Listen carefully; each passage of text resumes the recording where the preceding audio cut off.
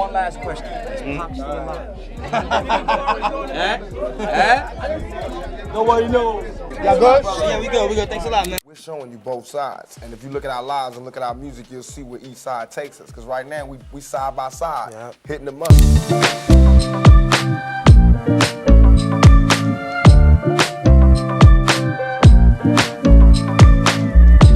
The King Nido himself, representing here at the Men at Work YouTube channel.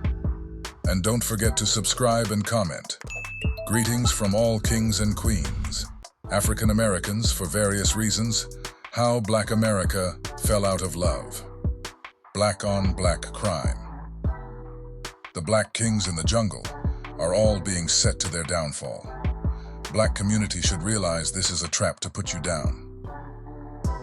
Suge Knight accuses Snoop Dogg of potentially being involved in Tupac's murder. Suge Knight suggests that Snoop Dogg may have been involved in the killing of Tupac, adding a new layer of complexity to the East Coast-West Coast rivalry. So he was conscious on the way to the hospital? He was conscious on the way to the hospital. He was conscious in the ambulance. He was conscious after they did the surgery. What was the last thing that he said to you? They left.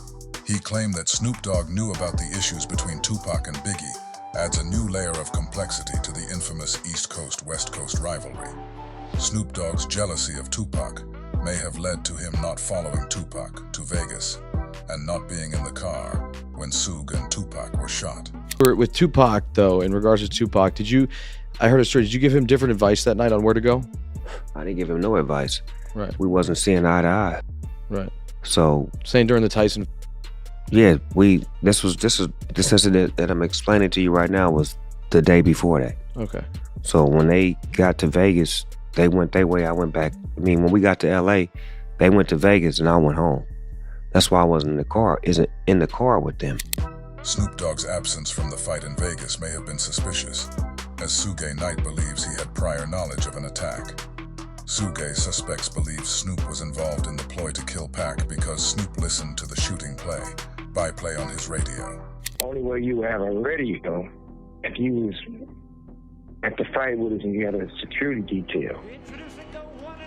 Now, not having a security detail,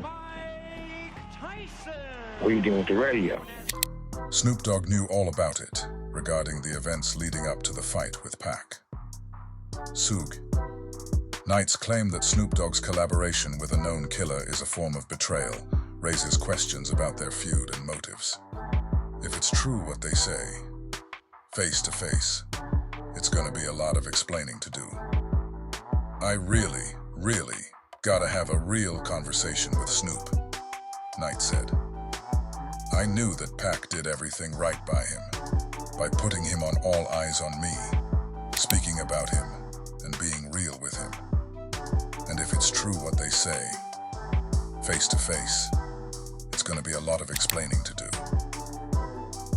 Knight prefaced the statement by referencing the fact that, through his label Death Row Records, he had paid Snoop's bail during his lengthy murder case in the mid-1990s. He went on to explain that his suspicion stems from a Warren G anecdote in August on, you guessed it, another podcast, revealing that he had persuaded Snoop to come to his house in LA instead of going to Vegas with Tupac and Knight, where the murder eventually occurred. I don't know what kind of Nextel he had, but whatever it was hitting him all the way from what was going on in Vegas, Warren recalled. We could hear the shit, and then he started getting calls, and they was telling him that Tupac got shot. So I kicked everybody out, and Snoop took off. That's when he went to Vegas to go see what was going on and go to the hospital. In response, Knight said, the only way you, Snoop, would have a Nextel radio is if you was at the fight with us and he had a security detail. Knight said, by him not having a security detail, what are you doing with a radio? Why would you have a play-by-play on the radio? And, he said, Snoop kicked him out.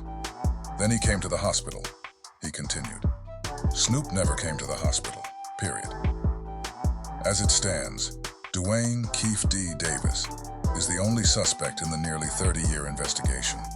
He pleaded not guilty at the beginning of November and will stand trial in Nevada next June.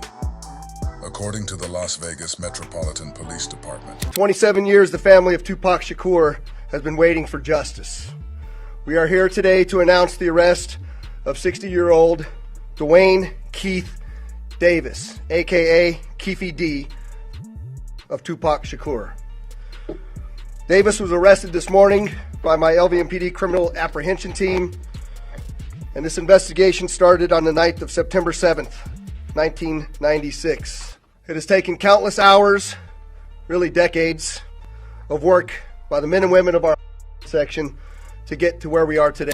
Dwayne Keefe D. Davis was the leader of a plot by the Southside Compton Crips gang to kill Tupac after the rapper and his entourage fought a member of the gang following a Mike Tyson fight on 7th September 1996. Dwayne Davis was the shot caller for this group of individuals that committed this crime. Homicide Lieutenant Jason Johansson said during a press conference after the arrest. He orchestrated the plan that was carried out. Police said Mr. Davis, who has not yet entered a plea, and 3 others pulled alongside Tupac in a white Cadillac later on 7th September. Someone inside the car opened fire on the BMW where the rapper was sitting. At some point in time, as they were in the white Cadillac, Mr. Davis took the gun that he had obtained and provided it to passengers in the rear seat of the vehicle. The police official continued. Don't forget to subscribe here at the Men at Work YouTube channel and leave your comment and view. Thank you.